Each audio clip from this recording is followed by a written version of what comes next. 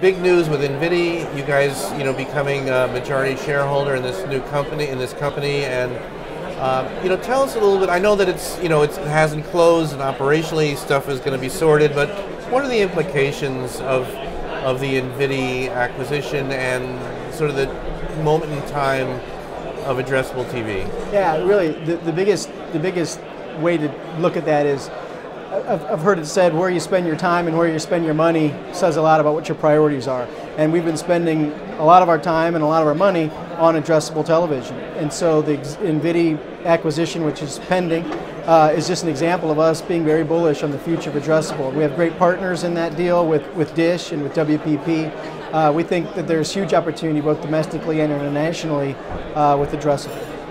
Cool, and I wanted to ask you about cross-platform, and of course you guys, are released the new sort of skinny bundle or the IP-delivered product, as well as the addressable.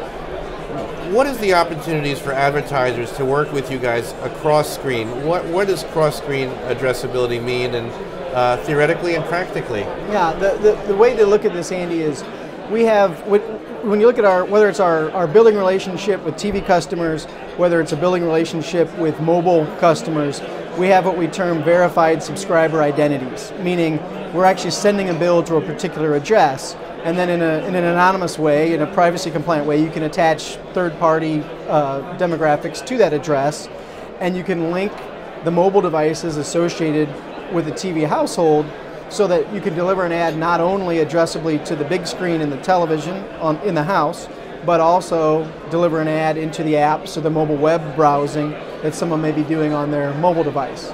Now, you mentioned DirecTV Now or TV Everywhere. We'll do this with our owned and operated apps. So if it's a DirecTV, TV Everywhere experience that someone is watching on a mobile device, we'll be able to deliver a specific targeted ad to that device as well as to their TV set.